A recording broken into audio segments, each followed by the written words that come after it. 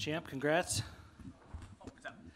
I guess is the moral of the story that if you ask Demetrious Johnson to go to the ground and play with some jiu-jitsu, then you might get what you ask for? Yeah, absolutely. You know, Wilson Hayes, he's a great guy. He's had 30 MMA fights. He's a black belt in Brazilian Jiu-Jitsu, and this is the first time he's ever got submitted. So that just shows you the type of stuff I'm working up with Matt Hume, Brad Kurtz, and AMC, Pickerish, and Kirkland, Washington. I'm a white belt in Jiu-Jitsu. I haven't really been able to put a lot of time into my gi game, but I'm always putting a lot of effort into my submission grappling. I mean, we've seen you submit guys before. We've seen you submit guys with 1 second left in a 25-minute fight, which is amazing in and of itself. But as you went through your prep work for this fight, was that something that you thought was in the cards? That, you know what, hey, I'll go down to the ground with him and tap him? You know, I don't, like I said, ever since I was an amateur, I've never put predictions on my fights. You know, I'm well-rounded enough that if I see something, I can capitalize on that. And I think after the fight, when I got up, I looked at my coach's face. They're like, "What? Good job." And I mean, I have the skill set to do it. So I was happy to be able to work the things that we worked on, and then everything just worked out perfect. In terms of what he was doing in the fight, it seemed like he had a fairly solid-looking game plan.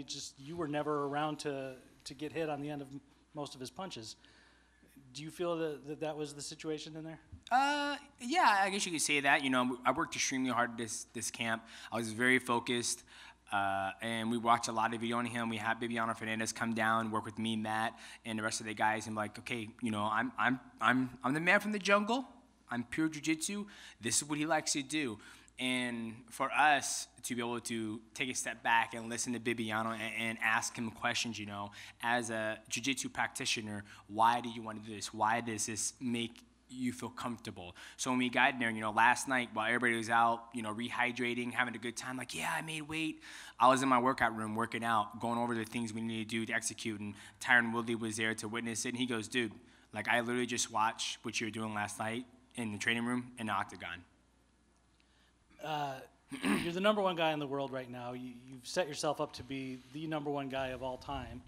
Are you at a point yet, like in this 10 title fight run, where you can start ranking some of your performances? And if so, where does something like this kind of fall on the list? Well, it's hard because I haven't been able to seen it yet. I haven't seen the fight. But it was a good one. I think everything that we worked on, I would say the NCAA wrestling tournament kind of got me fired back up. Matt Hume's son, he just started wrestling, and them going and hearing them talking about all wrestling was awesome last night. So I was like, I need to get my wrestling back on point. You know, my background's wrestling. I've out-wrestled guys who've gone to college and wrestle, so that was a huge inspiration for me to get my wrestling. And my takedown defense tonight was perfect, even though he's been able to blast through people. and they had a great game plan. You know, I talked to Dominic Cruz already. He goes, you guys are well prepared.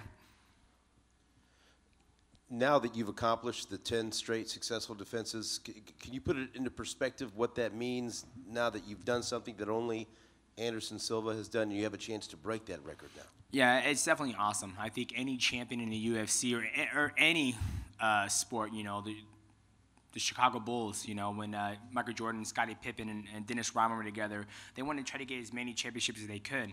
For me, you know, I got 10. I could take this belt home, and hopefully next time I fight, I can break it. And then I might go for 13 or 14. Why not set the bar high? You know, Usain Bolt, he's the fastest man on land. I'm the fastest man in mixed martial arts. So I'm going to keep on proving that, and hopefully I can set it to like 15. Then I'll retire. Then I'm like, okay, Matt, I'm done.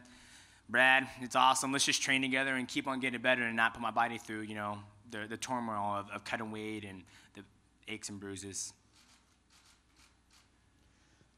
Demetrious, just do you feel that being the record holder or tying the record for most title defenses, do you feel you deserve maybe more recognition from just maybe the casual or layman fan? You know, I'm not searching for that. That's not why I do this sport. I'm not going out there and have everybody put that, you know, vote on me to be prom king for the UFC. You know, I'm out here showing the best fighter in the world, and I think tonight I proved that by, you know, dominating a world-class grappler. I don't think I got touched on the feet, and striving for more as a champion. You know, a lot of champions get in there and they think they know what they're doing. They don't trust their coaches, and they jump camp to camp. But for me, I stay focused. I believe in my coaches, and I thank them so much for putting so much time and effort into me and away from their family. So. Did you watch Tim Elliott fight at all? Did you get a chance to watch? I did not. I can tell you right now, I'm sure it was a massive scramble going back and forth, and I'm pretty sure that's how the fight went down. You know, that was a pretty tough defense you had against him a while ago. You never know who your next opponent is. He probably put himself in position to maybe be the guy you have to break the record against. How do you, if that's, no matter what do you feel like Tim brings to that class? I think my first John Dodson fight was probably my toughest title defense. He dropped me 3 times. Tim Elliott had me in a guillotine for maybe a minute and 40 seconds. There's 25 minutes in a title fight, so I think you better check your math, buddy. Just being honest. Yeah. Thank you. You're welcome. Demetrious, Yeah.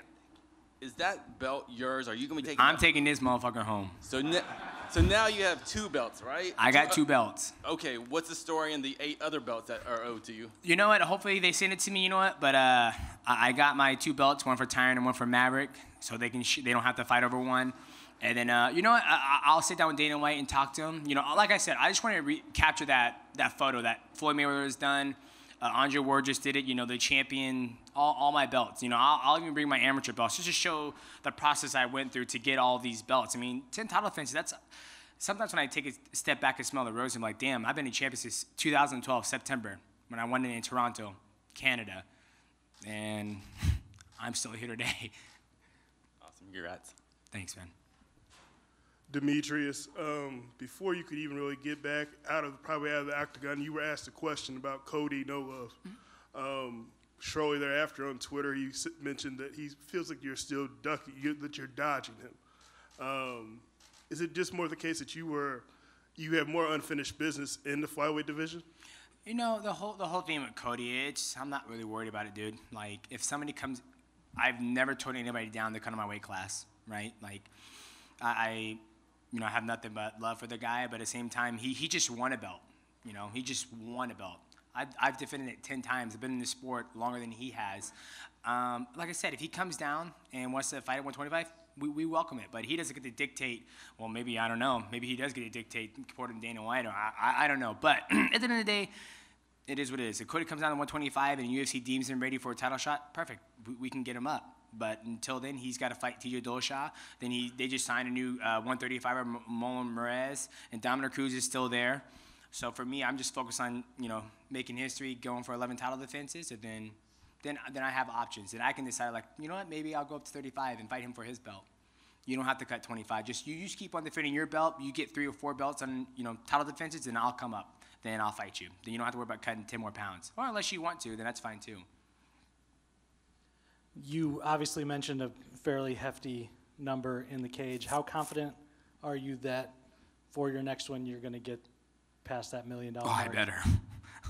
I better. And is that, I mean, obviously that's part of the conversation that'll take place with Dana as well. And have you talked to him about it already, and what does he think? We should have asked him about it when he was in here. You know, I'm straight up and honest, dude. Like, I've been doing this for a long time. I'm a great company guy. I don't bash my company. I don't bash my opponents. Never miss weight. Never done any drugs. Not at home beating my wife. Crashing my car, do cocaine, all that stuff. I'm not asking for a lot. You're just a video game nerd. That's I'm just a video game. All I do is go home, drink beer, play video games. That's all I do. And change diapers. That's all I do. Do you start to feel like when you're in fights like this that you are watching yourself from the outside and that you are a video game character at some point? I think that's how Matt and Brad feel probably. But for me, like I said, when I'm in the fight, I always think it's worse than it actually happens. Then when I get home and see it and see my footwork and rethink my mind process in the fight, then I can sit down and be like, okay, that's legit, that's good. I could have took advantage of him there and all that stuff.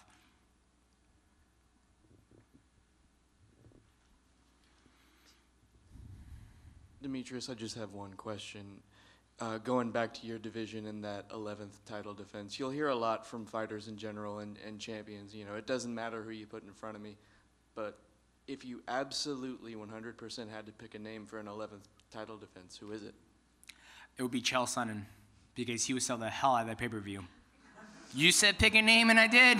There you go. All right. Or Conor McGregor. I mean, nowadays everybody's talking about big money fights, right? Big money fights. I am not afraid of one man in this whole UFC octagon roster. I truly don't care. What's going to happen to me? I lose? I get knocked out? Yeah, well, you've already defended this 10 Well, times. I know, but a lot of people are calling, oh, I'll fight him. He's scared. I was like, dude, I'll fucking fight Conor McGregor for the biggest payday of my life. Right. If I got knocked out, perfect. Thanks, Conor. You weigh 170 pounds, but guess what? I'm going to be laughing all the way to the bank. So when people try to call me out like, oh, you're scared, it's just like, no, dude. Like, come on 125, we can fight. But if you ask me, who would I like to fight, and I know I'm going to make the most money, I'll fight Conor McGregor. Right, it's red panty night, right? Was that? It's red panty night. No, right? no. We passed that shit. There ain't no more red panty night. All right, thank you so much. Thank you.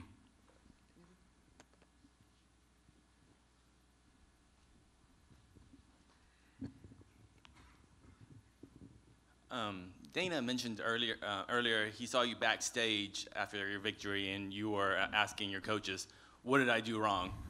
What did you do wrong tonight?" For me, I would have liked to.